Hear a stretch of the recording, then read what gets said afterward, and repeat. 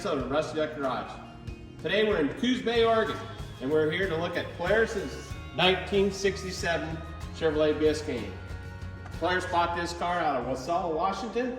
I bought it at the Portland Swap Meet. It came from Oso, Washington. Originally sold at Eastside Chevrolet in Seattle. And this car is mostly a survivor car with 56,000 actual miles on it. And this car was a real early production car. It's number 56. Number 56. That's pretty. You can see here on the GM ID plate that this car is number 56. Number 56. That's pretty wild. Yeah. Yeah. Now, some of you are probably not familiar with the Chevrolet Biscane, but the Biscane was the cheapest full-size Chevrolet that they had in '67, with bare bones. Yes. And tell us a little bit about it. Just a nice old survivor car. I always loved them. I love big cars. 67 is my favorite. I've had a bunch of 67s. I found this one and I thought, I need it. It's a cool car. Yeah. So I've had it ever since. Drive it all the time. Drive everything. Yeah, and this car, it has a radio, it's radio delete. As you can see here in the photo, it has the radio delete block off plate below the heater. It doesn't even have a plunger in the door to turn the dome light on. You manually turn the dome light on, because these cars were built as light as possible, and well, actually cheap as possible. But what the horsepower guys did is put a big block engine in, and they were offered from the factory with a 427 big block in them, but very, very rare. The mid-size cars, you couldn't get anything bigger than 400 cubic inch. Mm-hmm. So guys would buy them because you could race it with big block. We can get a 427. Anyway, you strip them down, they're not that heavy, not much heavier than a Chevelle. Yeah. In this car, with the 427 and Muncie 4-speed, it's a lot of car. Now you got 12-bolt rear end in it. What gears are in it? Probably 330s. 330s, yeah. And let me take a look here. And didn't you, on the shifter boot, didn't you replace the shifter boot in this? And you found that it's a 1 year only. The one that was in it was rotten, and I found one at Portland Swap Meet. Had to buy a whole shifter to get the boot. wow. But they were a 1 year only boot. Yeah, I got that. And like I say, 56,000 miles. The car is really, really nice shape there. Yeah, most of the paint's original. It's been painted on a couple of spots, but most of the paint's original paint. On the car here, and take a look here. And this car actually has an LS6 454 in it. So it's all lifter cam, 450 horsepower from the factory. Yeah. Got the correct intake and all this stuff on the car. A really neat car. Yeah, the motor's actually a 70 casting. Okay. This car was originally a 6-cylinder car. Okay.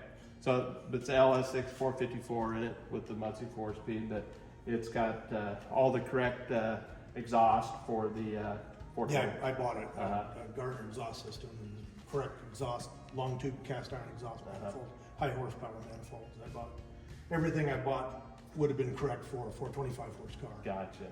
But it is a 454. Yeah. They made very, very few of the original 4.25 horse 427s in these cars. But this car itself is just incredible with the radio delete and just virtually no options. No, it did have carpet. It had a carpet. But other than that, pretty base. Yeah. Pretty base. Yeah. Yeah, I don't know. Like I said, I researched a lot of stuff to get parts. It took me about 5 years just to gather all the stuff. I had some of them already. You want to hear it run? Yeah, sure. We'll fire it up here.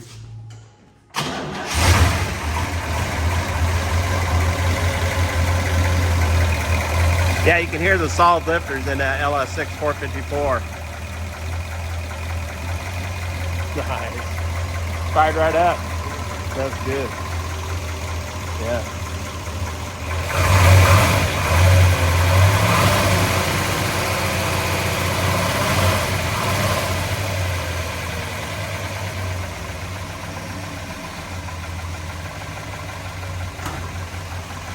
Yeah, that's cool.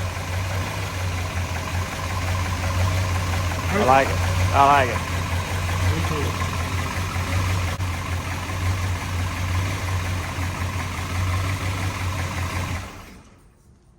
Cool. She sounds good. Can't be an LS6 in there. GM did not offer the 427, 425 horse L72 in 1967. However, towards the end of the production year, a few of them were built, as many as 6, this is my understanding. This car was originally 6-cylinder, as Polaris had stated, and he had built it into one of the L72 tribute cars, and he used most of the parts and pieces that he could find to make it exactly like an original L72 Chevrolet Biscane. We also visited John Inscape's machine shop where Polaris has some of his engine work done. John's got this, what is it? 19, well, I'm not sure what year the car is, but the motor is a 29 Franklin. 29 Franklin. Yeah, Wow. And John, you're rebuilding the motor for him? I did. And this is the motor out of the Franklin right here. That is a beautiful piece. I bet there were some challenges in getting parts for it. Well, it wasn't too bad, really. There's some fellas back in Minnesota that work on these. And we actually sent the block and the crank and that back for them to get the crank ground, and we had to do some work on the rods, get some different insert bearings for it, and it's been a challenge because I didn't take it apart. So I've got it back together, and I've got it to the point where we're just about ready to get it running. Wow. You're going to put it in the chassis? Yes. Well, thank you, John. You bet, no problem. Polaris' shop is actually in North Bend, Oregon, which is very close to Coos Bay. All right, Polaris. Well, thanks for showing us your car today. Yeah, you're welcome. Thanks for coming. All righty.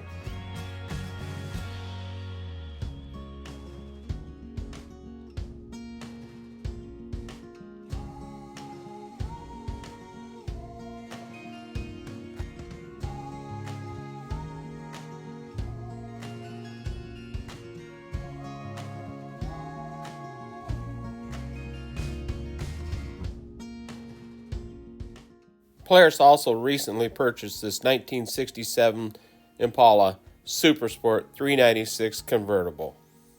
A very rare car. Nice.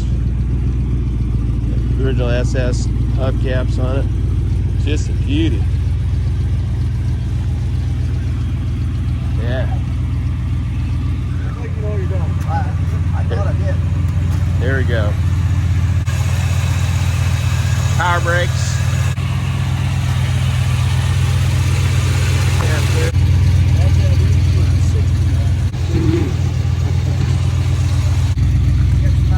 Home and go over the car and do a fresh service on it.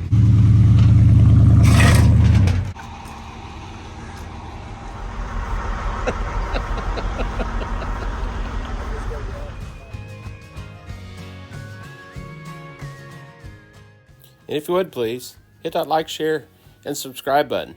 And hit that notification bell so you'll be notified when we put out a new video. And it really helps us all out.